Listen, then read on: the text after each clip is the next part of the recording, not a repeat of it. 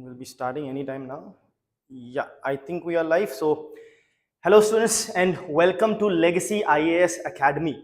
As you know that UPSC mains has been concluded. Okay, so you must have definitely gone through the GS 1, 2, 3, 4 and essay paper analysis. Today, here we are discussing the optional paper, and that is Sociology Optional Paper 1.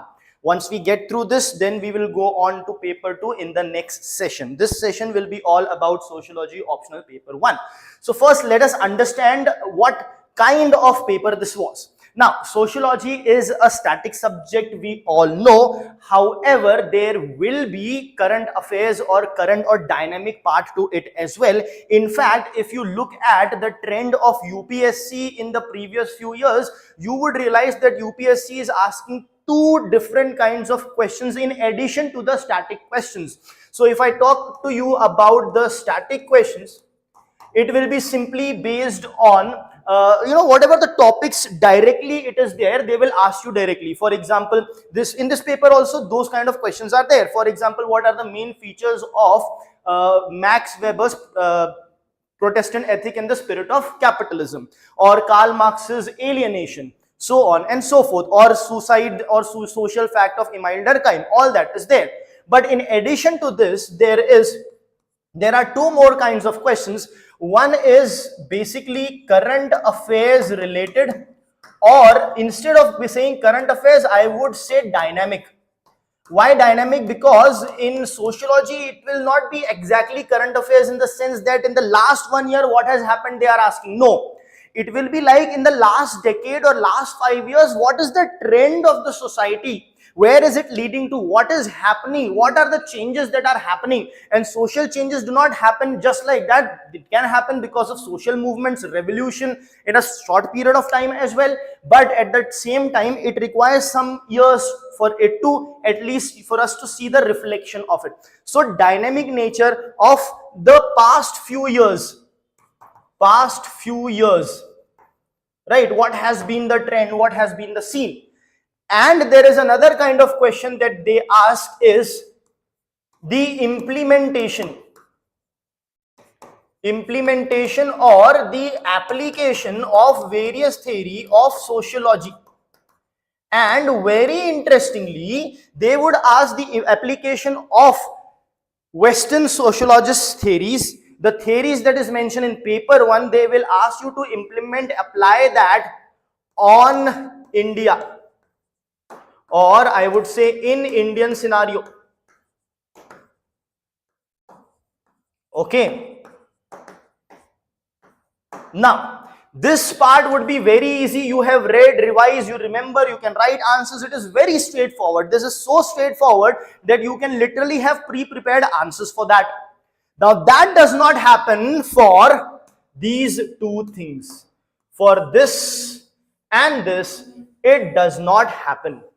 For both of this, the understanding is very important, and the thought process as to what reasons can be applied over. If you are seeing certain changes, let's say a lot of sects and cults are arising, you should know why they are arising. You should be able to identify the reason in your own sociology syllabus. And you cannot predict what they will ask over here, but once they ask, you should be so thorough with your syllabus, the micro topics in it, that you should know what theory and what reasons can be kept over here, given over here. Implementation or application basis, for example, few years back they asked how is the agile concept of Talcott Parsons applicable in Indian society. Now you can only apply that when you are very thorough with that theory. So here you need not be that thorough, just know, read, revise, you have your notes, you remember that, you can write it. But in these two places, you need to be absolutely thorough with your understanding of the concept.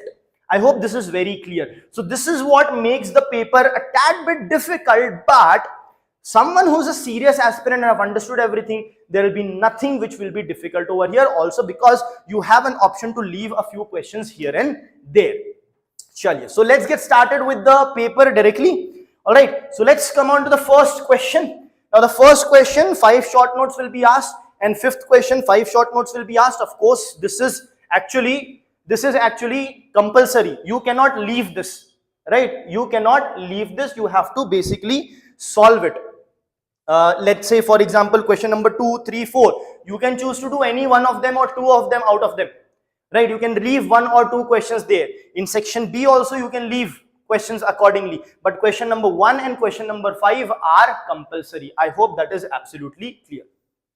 Now coming on to the question, discuss the nature of sociology, highlight its relationship with social anthropology.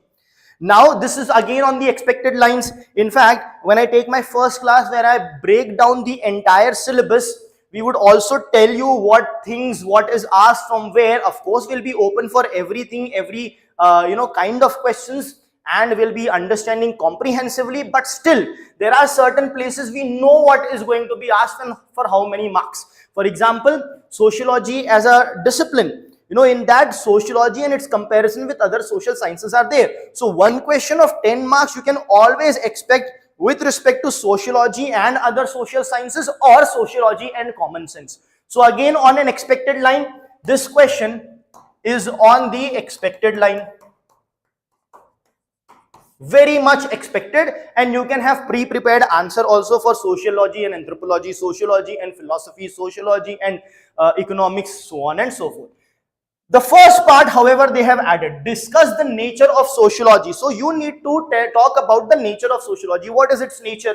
Is it scientific? Is it not? You can go into that argument a bit. You can showcase how it is scientific, because here also there is a thesis, there are experiments. What is the experiment? The survey, the data collection is the experiment for sociology. Need not necessarily be chemicals pouring one into another, that only means experiments. No, even surveying, data collection, questionnaire, all these things are sociological methods which are scientific in nature, and that is the nature of sociology, right? And then you highlight the relationship with social anthropology. So here you are going to talk about the relationship. You are not just going to give the differentiation and all. You can start by doing that, saying how they are different. For example, sociology is the study of society, but of the complex society, and anthropology studies the primitive simple society. So basically where anthropology ends, that's where sociology starts. However, what is happening is, if you see the simple, if you look at thousands of years back when Marx talked about primitive society, there everything was primitive, there was no complex society only, right? But then later on things kept on changing, society became more and more complex. So what is happening? Earlier you would find 100% of the society being simple society. Now in present day, what you will find, majority of the society being complex and the simple nature is going away. Still there will be few simple society. So because of that, what is happening, the scope of sociology is keeping on increasing and that of anthropology is going down. So there is a merger which is happening. And at the same time, sociology also studies to an extent a simple society as well. We do not leave the tribal society, the society which may still be living like a primitive life, right, on various islands, the PVTGs, particularly vulnerable tribal groups, they are all simple society. Even sociologists will study that. So that is where the amalgamation and merger happens. Okay, so each can take from the other studies and build on their own theory. So this is how you will show the relationship. Very simple question on the expected lines. Moving on to the next one, analyze the changing nature of caste as a status group. Now, you may think that, so this is about caste, which is the main focus of paper 2. In the starting units, you will see the main focus of paper 2 is about the caste. Right now, but they have asked in paper 1. So what do we do here now? You need to utilize various theories of the sociologists, of the thinkers, and then explain the changing nature of caste. So what you can do is, see, if you let's say look at singular power theory, what it says, if you belong to a particular caste, 100% of the power, social status, everything is derived by that. But if you look at Weberian theory of power, Weberian theory of power, Weber talks about multitude of reason. Weber gives you causal pluralism. Weber has causal pluralism. You should write these words. These are sociological words which are going to get you additional marks. Causal pluralism, meaning Weber talks about plural causes, multiple causes. And what does Weber say? It is not just the caste groups, it is not just economy, which Marx has talked about. It is also about the social status, right? And caste comes under the social status, right? But as per Weber, since the reason is economic also, plus the social status also, plus the power you hold in the society. So what happens is, social status when we are talking about is the caste. So caste becomes just 1/3 of the power criteria or weightage. That is why if a person is of the lower caste but economically wealthy and has power, then what will happen? Then their stand in the society will increase, and when the stand in the society increases due to mobility, upward mobility, it is not just for a single person but for an entire family and an entire community belonging to that particular caste. That means there would be a structural change, is what you are going to talk about over here. That is how you will analyze the changes that is happening. So you would find people from lower caste also wielding sort of more power, and people from upper caste also wielding less power because of the presence of economic and power factor also in addition to caste. However, many places still the same thing remains, the caste dominate, and even if you are economically more powerful, still you are discriminated, differentiated. That will be the flip side of it. And that, so what basically there is a changing nature, but certain things still remain the same. So this is how we will approach this question. Moving on to the next, marriage as an institution has undergone radical transformation from ritual to commercial. From ritual to commercial in its outlook. This is just a statement. Based on this, you have to answer this question. What is the question? Explain the factors behind this change. So what is the factor that has brought in a rapid transformation in marriage from being ritualistic to commercial? Right? There will be a huge role of capitalist over here. That's one thing. At the same time, what happens is globalization. We will discuss this, how this is going to happen. So you have to talk about the radical transformation from ritual to commercial. Right. So the answer to this would lie in various reasons. You have to give the factors. Now, when you give the factors, guys, you may give 3-4 factors. You may explain that. If it is possible for you to give a factor or a reason with respect to a theory or a sociologist or a thinker, that is going to add value to your answer. So we can also talk about, see, rituals are there, which is from the belief on the religion.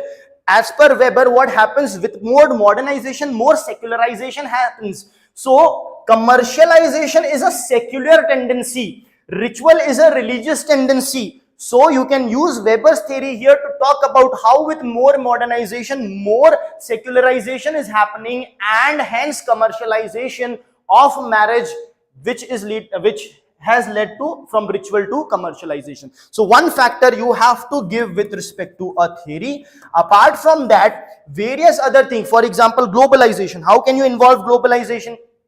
Now, globalization, or let's say, now what is happening, labor force participation of the female is also increasing. So earlier, if 2 people are married and only one is working, the other is not. Now both are working, they both don't have time. So when you talk about there is no leisure time as per Marx, right? So what do? Your let's say your marriage and the life therein becomes commercial. You use commercial things to make up for the time which is not there in this capitalist society. So all these things, including one Weber theory which I talked about, will be mentioned here, telling how this radical transformation has happened because of these factors. Okay. Next question, democracy needs a vibrant culture of civil society in order to strengthen its foundation of citizenship. Comment. Now basically this is nothing but a question on features of civil society. The feature of civil society itself is to strengthen the foundation, the democratic foundation for its citizens. How? By, so you need to mention all that. It creates awareness, it involves people, it gives voices to the people, it can influence the policy of the government, it can make it more democratic. However, there will be criticism also. What will be the criticism? See, the government is the will of the people, or you can say will of the majority. Majority votes you need to win, majority seats you need to come in power. So it is the will of the majority. But what happens in civil society, we are saying yes, it is strengthening the democracy. But if a small civil society of few thousand people are there and they are raising their voices, and because of that the government has to change their stance, which was the stance of the majority of the people, then that can actually hinder the democracy also. If this becomes too powerful pressure group, then it can hinder the democracy also. That one aspect you have to mention, which would be that of criticism, right? But apart from that, awareness, inclusion, giving voices, influencing the policy, acting as a pressure group, so on and so forth would be there, which is the essential prerequisite for strengthening of the democratic foundation for a citizen in a country. But don't forget to mention the flip side of it. I hope that is absolutely clear, because you are asked to comment. So comment need not necessarily be only one-sided, both the side you have to give comment, but majorly we will incline towards this, and a couple of sentences will be about the criticism of it. I hope that's clear. Now, next question, what are the basic and irreducible function? Irreducible function, basically it is talking about a non-negotiable, you cannot reduce it, irreducible function of the family as proposed by Talcott Parsons. Explain. Now here, please don't just directly start writing family creates bond, family does this, family does that. In addition to that, you need to think, has Parsons mentioned family somewhere? Yes, he has mentioned family in his agile model. What is agile model? Adaptation, goal attainment, integration, latency. So in adaptation, if you see, an example of economy is there. Goal attainment, if you see, the example of polity is there. Now when you talk about integration, there are various institutions that you can talk about. One such basic institution is family. So this is what you are going to talk about, and this is latency. Now we are interested in integration, and that is family as an institution of integration. Okay, so that is the irreducible function. There is nothing that can replace it, in the sense that you need a function for integration, and family can be that function. Now these are what? All these which I have written are functional prerequisites. Functional prerequisites means essentialities. These are essential without which the system will collapse. So you need to give a reference to his agile theory and mention how family plays a role in integration in one of the functional prerequisites, that is integration, and then go on to tell how family is going to ensure the integration and avoid chaos and ensure that the system is maintained in equilibrium. This is what this question is all about. You have to explain that. You can draw the diagram also of 4 things which are there. This is A, G, I and L. Here the family will be there and other things would be here, and then go on to explain that. I hope this is absolutely clear. So these were the short notes, very straightforward. Maybe 1 or 2 questions would require implementation. Rest were on, you would have done it very easily because it was just straightforward. Now coming on to question 2A. Again, in this unit, I always talk about that they will ask the emergence of sociology, what led to emergence of sociology, or different revolutions, or how sociology emerged in Europe, etc., etc. And this is exactly what they asked. Again, on the expected lines. It is a very expected question. There is absolutely no doubt about it. So what is the question? Sociology is the product of European Enlightenment and Renaissance. Now, they could have also written French Revolution, Industrial Revolution. They have not. They have just mentioned this. So you have to focus only on this. If they would have generally mentioned, discussed the reasons that led to the emergence of sociology in Europe or Western Europe, then you would be talking about Industrial Revolution and French Revolution as well. Since they have not mentioned and specifically mentioned this, just focus on these 2. I hope that is absolutely clear. So sociology is the product of Enlightenment and Renaissance. So you have to first talk about the Enlightenment. You can talk about Renaissance also first. right? Because that will precede. But if you can follow the sequence in the question also, talk about enlightenment. In enlightenment, you have to talk about certain thinkers. There is no doubt about it. So you are going to talk about Rousseau. You are going to talk about Locke and other thinkers you are going to talk about who were talking about fundamental rights at that time, freedom, certain natural rights which are inherent for human beings, which can never be taken away by anyone, the king, the government, no one can take away. All those thought processes were happening, scientific inquiry was happening. When you look at Renaissance, there were a lot of changes that were happening, changes in art forms, paintings and all. Now this is very important points you have to mention. Earlier the paintings would be like imaginary, this, that. Now in this era the paintings were also very scientific, biological, the human anatomy and all were explored. At the same time, the age of, this is known as the age of reasoning. So people started questioning, they started questioning the authority of the church, the religion, and basically reasoning was happening, and reasoning was happening in every other domain. So all this was happening in addition to this, because of which the society was changing. And when you see certain, now when you mention all these features, this is correct, good, but the most important point would be you have to mention how sociology is the product of this. So that connecting line, I always tell in my class that connecting line is very important. How do you connect this with the rise of sociology, with the establishment, or with the coming up of the sociology? How do you do that? By saying that since these things were happening, it was leading to changes very rapidly in the society, and when people started seeing those changes, when people were seeing those changes, they were attracted to study these changes and the reasons of those changes, right? So they have to study the society to study the change, and study of society is what? It is nothing but sociology, and this is how sociology emerged, is what you have to write. This last line which I told is the most important line, without which you may not get good marks. I hope that's absolutely clear. Again, on an expected line. Second, do you think objectivity is an overhyped idea in sociological research? Question mark. Discuss the merits and demerits of non-positivist method. Now, basically this question is simply about positivist and non-positivist. That's it. If you are saying, the question is, do you think objectivity is an overhyped idea? They are saying, do you think positivism is overhyped?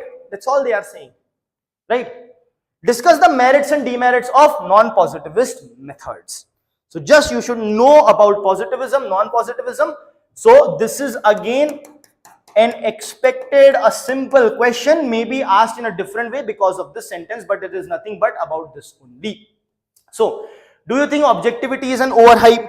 So, it may be hype, but we cannot completely say that it is overhyped, it is useless, it is this, it is that. We have to give a very rational, logical understanding of that, right?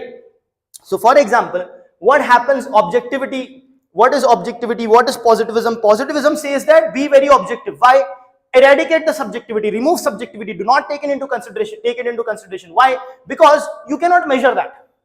You cannot measure a person's subjectivity, you cannot interpret that, so why do worry about that, is what positivists say, right? But the problem is, human beings are subjective. What do non-positivists say? Was human beings are subjective in nature.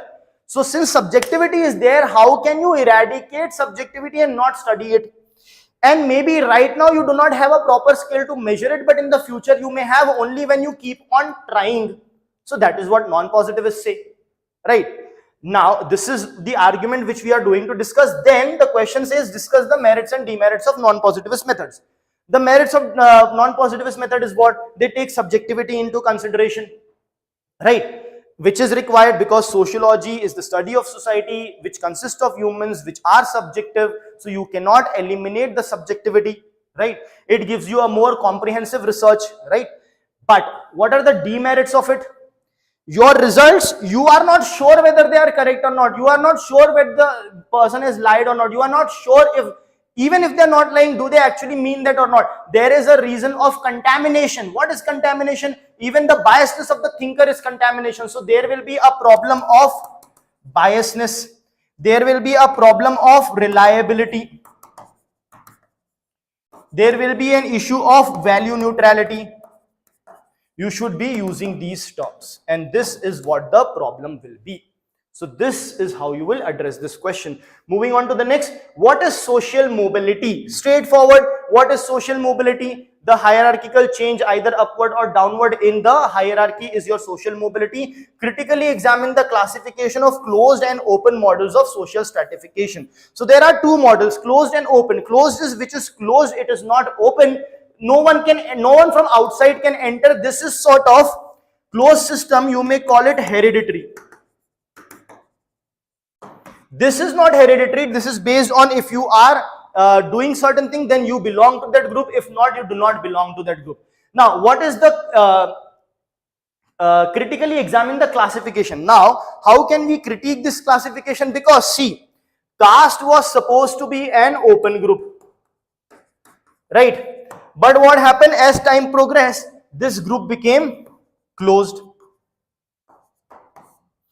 right? And now you may call caste as a closed group, right? So the open group became closed, the closed group can become open. That is why hardline classification in open and closed is, theoretically okay, fine, you're doing, but practically it may not reflect the actual nature of the society. In fact, if I would have to say, you can actually not classify caste as open or closed. It is open to certain extent and closed to certain extent. Now it is more closed than open. If you look at long back, it was more open than closed, as a result of which, rigid classification is not the ideal thing to do, is what you will discuss over here. I hope this is clear. Again, on expected lines. Question 3a, how do you view and assess the increasing trend of digital ethnography and use of visual culture in sociological research? How do you view and assess the increasing trend? So there you have to, how do you view it in a positive sense or a negative sense, is what you have to talk about. What are the positive sense of it? See, digital ethnography helps us for easier data collection, easier researches, because just via internet you can get all the data, data scientists, data mining, all that you do, and you get the data and create a theory, get whatever data you require. So it is very easily done. You can use different social media platform, you can use Instagram, you can have Instagram data of understanding how is youth, youth's intolerance level, this, that, all thing can be done with the click of few buttons. That is there. But at the same time, the problem is the reliability of that data, because there are issues of chatbots, there are issues of paid promoters, there are issues of paid people who are commenting deliberately, etc., etc. So the reliability will not be there. The data can be contaminated because it's not a direct face-to-face hands-on data, but reliance on the internet. So this is what the discussion is. Use of visual culture in sociological research. Yes, it helps to basically create a model to help give better understanding, because at the end of the day, these sociological theories are created not for the sociologists but for the society, which needs to be easily understood, and this visual culture is going to help in that. So this is what you have to discuss over here. Now it can be said to be sort of the second part, dynamic nature. So this is sort of an implementation of digital ethnography in the present society. And in sociology you have ethnography, but this is talking about digital ethnography. So it will not be much difficult to understand what it is being talked about. It is being talked about use of digital technology, internet, etc. in your ethnography method. That's all. Now again, question on the expected lines. Weber, very important sociological thinker, they have directly asked about the Protestant ethic in the spirit of capitalism as a critique of Marxism. Describe the main idea of Max Weber's book, The Protestant Ethic and Spirit of Capitalism, as a critique of Marxism. So basically it is not just about Weber, but about Marx, the two most important thinkers in sociology. All thinkers are important for that matter. Question on all thinkers would be asked. But Marx, Weber, Durkheim, they come heavily in the paper. So what are we going to talk about? See, we are going to start with talking about Marx. What did Marx say? Marx says that it is the only let's say thing that discriminates is the economic power with respect to people owning the forces of production or not. The haves, the have-nots, the bourgeois and the proletariat. So that is, Marxism gives a monocausal explanation. Whereas Weber is going to talk about causal pluralism. Now, many people think Weber rejects Marx. No, Weber does not reject Marx. Weber accepts Marx and builds on it. Weber accepts that yes, economic discrimination is there, but that is not just the reason. There are other reasons as well, and that reason he finds in a religion and a particular sect, and that is the Protestant ethic. And under Protestant ethic, there is a specific sect he talks about, that is Calvinist, or he talks about Calvinism. Men ensure to mention this thing. Just don't remain on Protestant. Under Protestant, there is Calvinist or Calvinism, which gives certain reasons for capitalism to have risen. Right? So Weber is going to give reason in the Calvinist tenet of their Calvinist religion.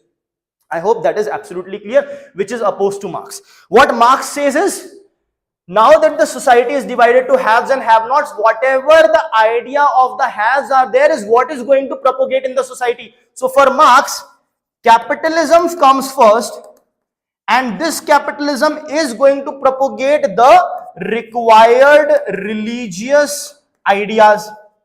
But for Weber, what happens? Religious idea takes precedence, and because of this religious idea, capitalism is coming. So basically, Weber is turning Marx upside down. Like Marx had turned Hegel upside down in his historical materialism, which you would see in our lectures, which we have discussed.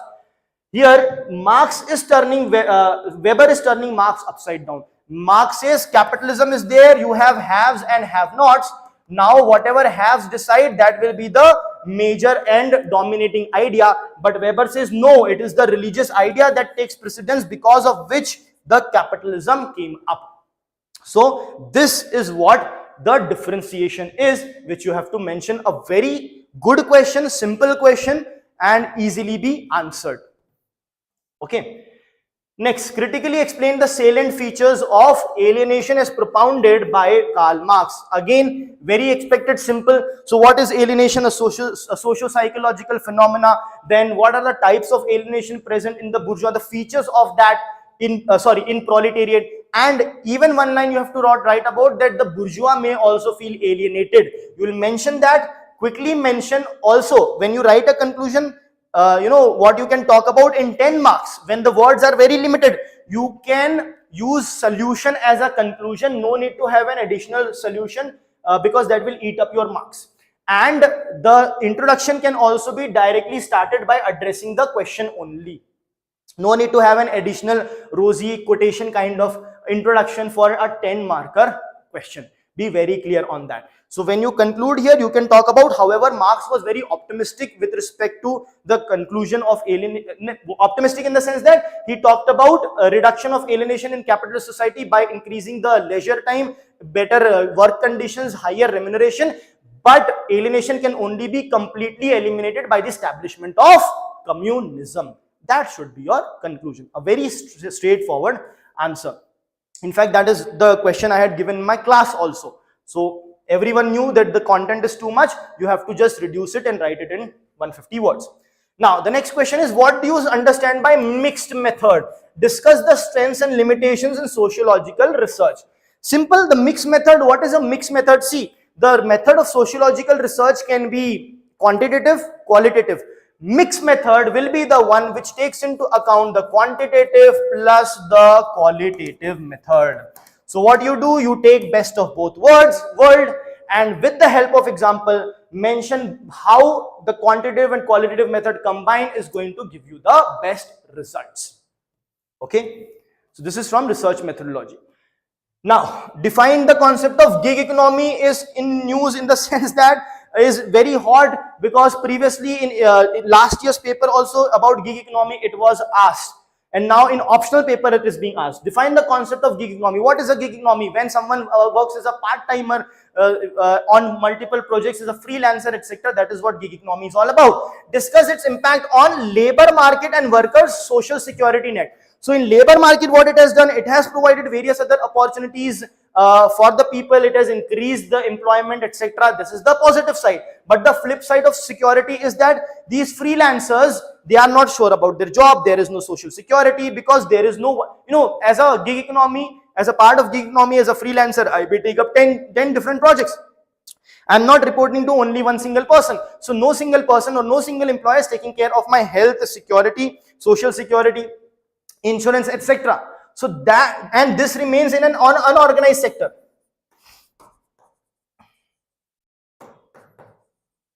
Right. So because of this, there will be an issue of social security net. So there are two sides of this coin is what you have to discuss. I hope that is clear. Now, critically assess the impact of technological advancement and automation on the nature of work and employment. When you read this, the first thing that should come to your mind is Robert Blonner, and how he says, there is a graph. He says, this is alienation. This is automation due to technology. And his graph is like this. Let me just draw it in a better way. His graph is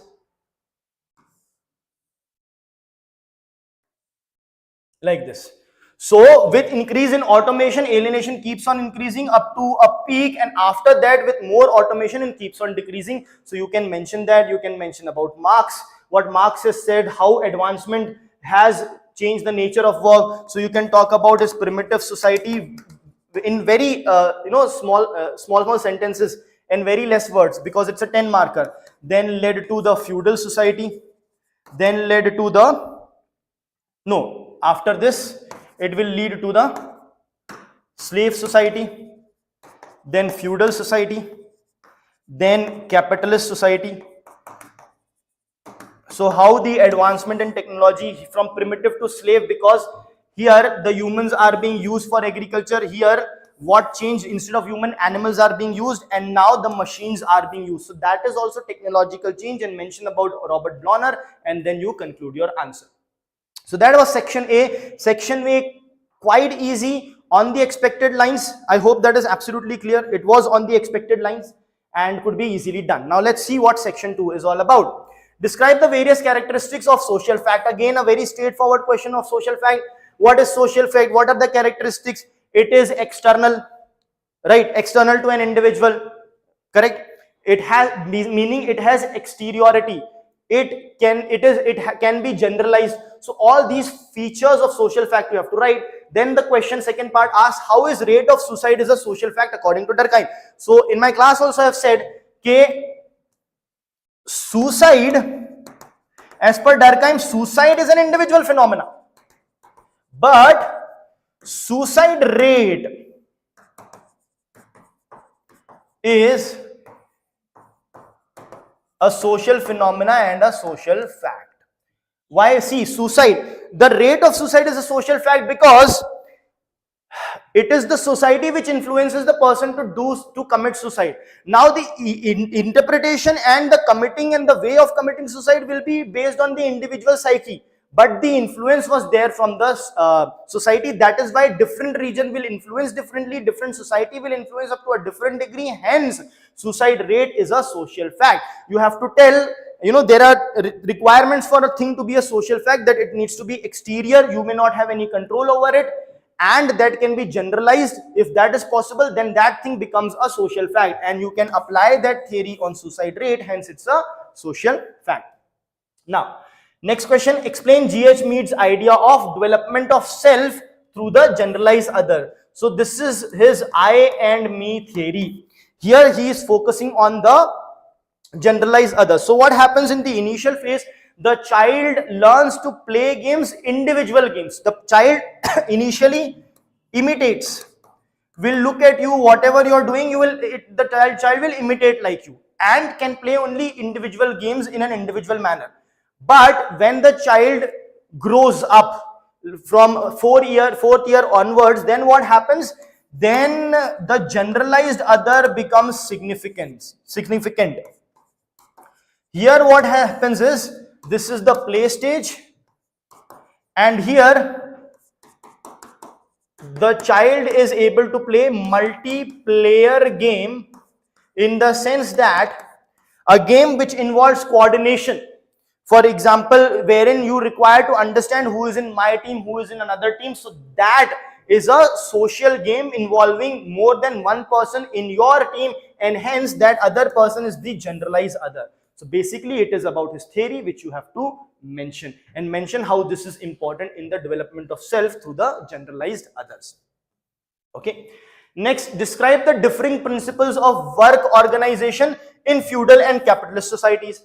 Again, this is nothing but part of historical materialism of Karl Marx, a very straightforward question asked in a different way. They could have directly asked you, write a short note on historical materialism. You would have to write all the 4 societies and stuff, but here just feudal and capitalist. So mention the principles and of both of them, and also add one sentence of how this feudal changed into the capitalist societies, because new forces of production emerged which develop in the embryo of the old relations of production, and so on and so forth.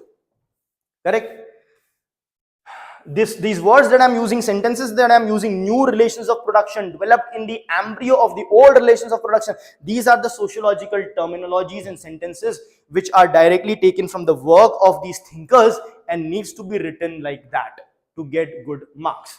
Now, how is power different from authority? Basically, power and authority of Max Weber is what they're talking about. Okay, now power is what? If I can make you do certain thing against your will, I have the power over you. Now, that may be forceful or may not be forceful. If so power, I have power over you because of XYZ reason. But the moment you legitimize power, it becomes authority. So you can write this equation also: power plus legitimization is equal to authority.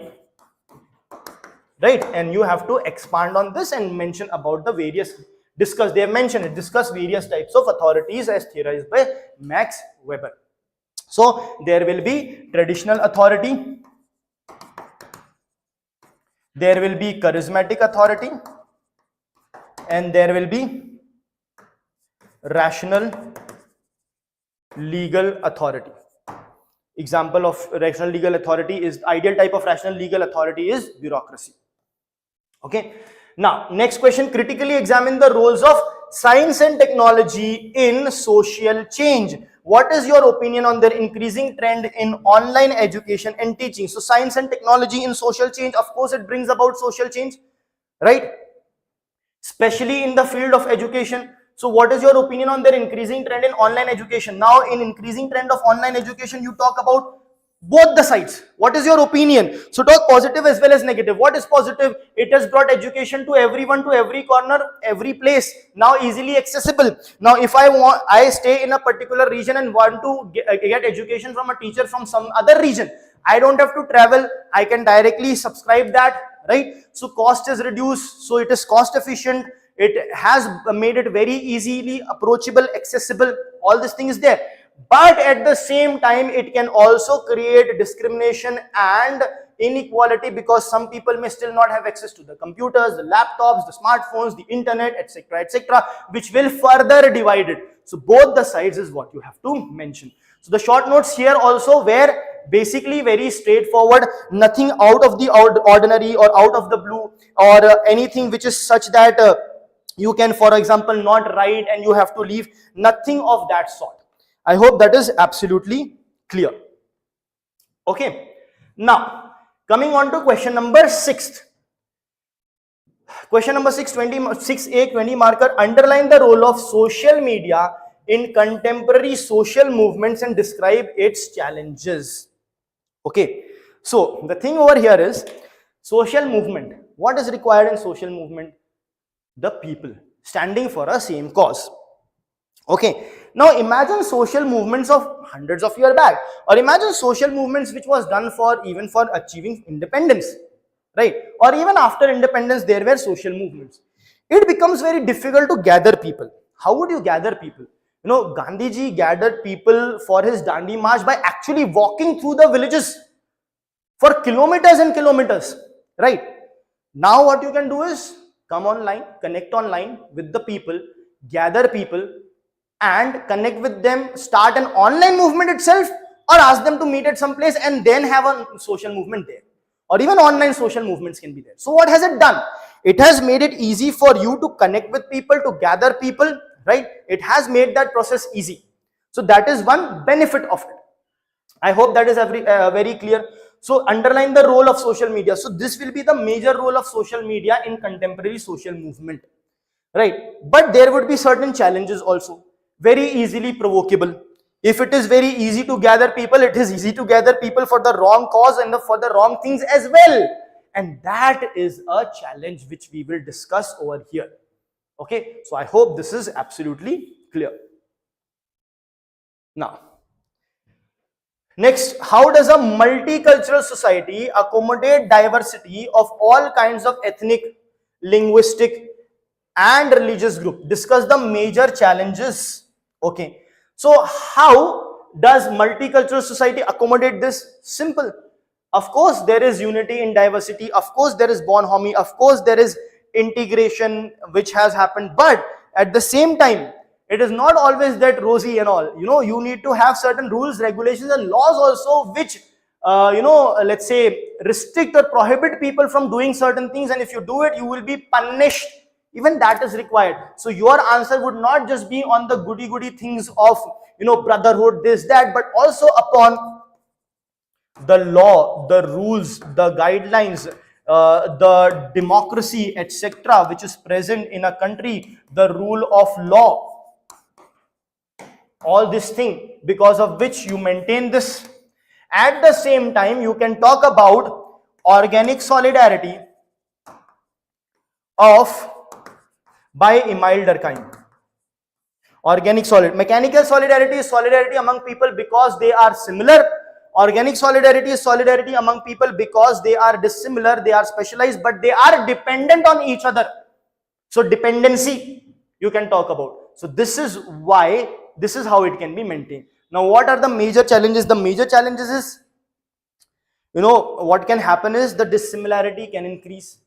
The people can propagate the dissimilarities and show that how you are different, and that can lead, how it can develop to communalism in 3 stages. You can mention about that and then give suggestion, solution for it and conclude your answer. Okay, now next is 6C. Discuss the concept of animism and differentiate from naturism. So here very simply you have to mention the concept of animism by E.D. Tyler and of naturism by Max Muller. So animism means giving giving the property of being animate to an inanimate thing. It can be anything, right? So when you give that spirituality, the animate characteristic to anything, including inanimate thing, that is what animism is. Naturism by Max Muller is the worship of nature. You give animate characteristic to the nature. You make the nature superior. It is the nature worship, that is naturism, and you differentiate it. Now animism may be very simplistic in nature, it will be regional in nature, local in nature, whereas naturism can develop very complex structures and need not be restricted to region and locality. So this is how you, but mention these personalities, E.D. Tyler and Max Muller, because it is their concept, and this gets covered in our paper 1 topic of religion and society, where we cover E.D. Tyler, Max Muller, and of course Emile Durkheim, etc., and their perspectives on religion. Question 7. Do modernization and secularization necessarily go together? Give your views. Now again we will use the theory and say that yes, they go together, but at the same time again use a theory and say that need not necessarily be the case. Right? See, understand, this will always certainly happen that there will be both sides, because when a thinker comes up with a theory, there is always a criticism, and that criticism will also have criticism, so on and so forth. So if someone says, or a thinker says, they go hand in hand, there will definitely be a thinker or a view or certain things or practicality or data which will suggest otherwise also. So never just like write one side and finish with it. That will show the parochial view and parochial knowledge existence. You have to write both the sides. You can have more incline, you can incline more towards one side than the other, that is fine, but you have to mention both the sides of the coin. Okay, so do modernization and secularization necessarily go together? Weber would say yes. Modernization, secularization, more and more bureaucracy and religion taking the back seat, that is there. So you use the Weberian theory over here. At the same time, because there is an increase in modernity, there is a concept of mistaken modernity. In fact, and many people actually say this mistaken modernity is actually present in India. Now let me tell you what is this. Because of modernity, as per Weber, secularization is increasing, but by the concept of mistaken modernity, it says that the moment secularization will increase, the conservative forces will realize this, and the moment they realize this, they will try to pull this particular secularization back, and what will happen? Secularization was increasing, conservatism was decreasing, but because of this push, now reverse may happen. Conservatism will again increase and secularization may decrease, so the gap may get closer, or even it may get reversed also, and this tussle will keep on going unless and until one of the forces breaks free. Unless and until the society actually becomes more and more conservative or becomes more and more secular. So that is the flip side of mistaken modernity concept. So explain both of that and write your answer. Okay. Next is, how do you understand the phenomena of mushrooming of sects and cults in contemporary society? Discuss the factors responsible for the trend. So how do you understand this phenomenon? A lot of sects and a lot of cults are coming because, see, what has happened is, one important concept you have to remember. Earlier, religion was a societal phenomena, a family phenomena, a phenomena of the community. Now, religion has become more individualistic.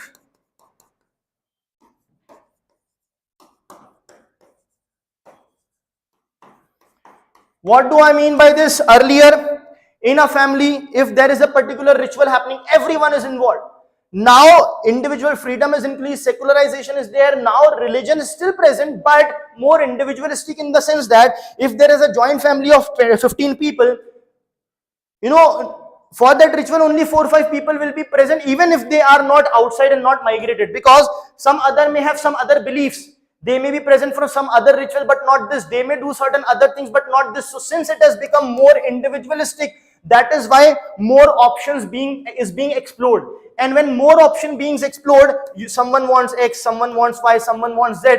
Now people now look at this also, commercialization. Look at this also as a market. Okay, they want this. Let me come up with a thing, with the things which provide that. As a result of which, because of the more individualistic nature of religion, more and more sects and cults are coming up, and these are the factors responsible for the trend. You have to discuss them, not just list them out. I hope that is absolutely clear. Now, coming on to the 7th C, discuss the dimensions of power in the construction and maintenance of social hierarchies. So, various dimensions of power you have to mention. So, you have the dimension of economy, you have the dimension of social status, you have the dimension of legal authority, etc. All these dimensions you have to mention, and how the complete comprehensive power is nothing but a mix of all the different powers with different weightages. Okay. Now coming on to the last question under it, 8A. The question says, modern families have not just become nuclear and neo-local, but also filiocentric. So yes, they have become nuclear, but you know, there is another concept in family, that if a family becomes nuclear, after a few years, that nuclear family can also become a joint family. I'll give you an example. So if, a family breaks out, becomes nuclear, husband, wife are there, they have children. Now these children are going to grow up, they are going to get married, right? And they will have kids. So 3 generations are there, brothers and sisters, and then when they start living together, brothers and brothers, or whatever it may be, they start living together, their spouses are there, their children are there. So again 10-15 people of 3 different generations, again it is now going to become what? A joint family. So this is one concept of it. So this is one concept of joint family. So the family are getting probably more nuclear and nuclear, that is clear, but even this nuclear family can become a joint family in the coming future. That is one thing. And neolocal. Also filiocentric, you should know the concept of filiocentric or else you will not be able to answer. Filiocentric is child centric. The child is having an equal say in the decisions of the family. Okay, this is very important. In fact, see how, just take an example. Husband and wife working in a particular city, now they get an option to work at a better position at an improved remuneration, improved post, better post in another city, but the child is in the mid of their educational academic year, so they won't shift. Again, child is deciding whether they change their job or not. So by giving these reasons, you explain how it has become filiocentric, and how do you explain this? This is the reason for it, why the child has become the focal point of it. Okay. Question 8b, discuss various theories of social change. So here you will explain the unilateral theory, the unilinear theory, multilinear theory, economic deterministic theory of Karl Marx. So Marx's historical materialism is what you will explain. Explain the limitations of unilinear theory of social change, and what, so unilinear theory you have to explain, there is no doubt about it. In addition to unilinear theory, explain Marxist theory of social change, explain functionalist theory of social change, right? And at the end, mention what? Mention the limitations of the unilinear theory of social change, limitations and criticism of that particular theory.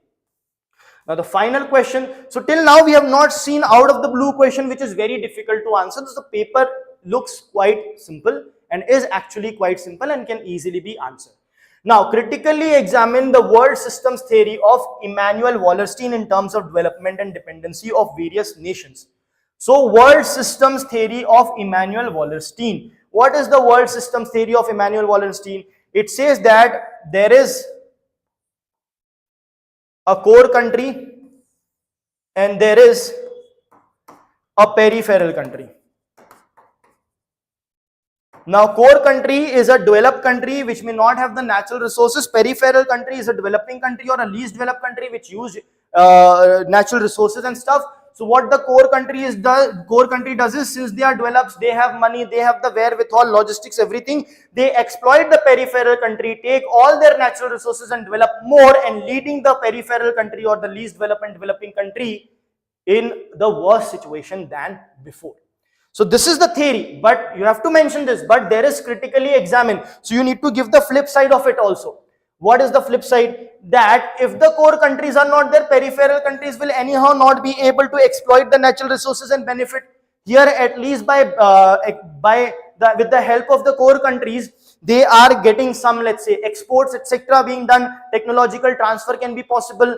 They are coming here, creating jobs, etc. That can be the flip side of it. And how these things are ensured by the you can say with respect to the international organization can ensure that the peripheral country is safeguarded. But is that the case? If not, then mention it, provide a solution, and then you have to conclude the answer. I hope this is very clear. So this is critically examined. So you have to give a critique. Do not just mention the theory and end it. Mention the theory briefly, how and what it is saying, and directly jump. Mention it in fact with the help of the introduction only, and one sentence may be additional, and then directly jump on the critique of that theory, that okay, Wallerstein says this, but there is the flip side. It can be beneficial, because if this does not happen, how will they exploit the natural resources? They will still have the natural resources, but no utilization. If there is no utilization, they are anyhow not developing. Here at least some amount of development can happen. To increase it further, there can be a help of the international organization to safeguard the rights of the peripheral country as well, right? And provide probably a one-line solution, and then conclude your answer. Okay, so this, guys, was your paper 1. Unexpected lines, nothing out of the ordinary, and can easily be all you have to solve 5 questions. You can easily solve all 5 questions, the 5 questions whichever you want. Question number 1 and 5 are compulsory, having short notes, and they were also very expected. It was not something you have never heard of, so nothing like that in question 1 and 5. So all in all, an easy average level paper. I hope who has given mains this year have done well. I wish them all the best, and the students who will be giving in future, take a note of these questions, practice them, and prepare for the mains that you will be sitting for. All right, guys, thank you so much for tuning into Legacy IAS Academy. Stay tuned. We will also be discussing Sociology Optional Paper 2. Thank you.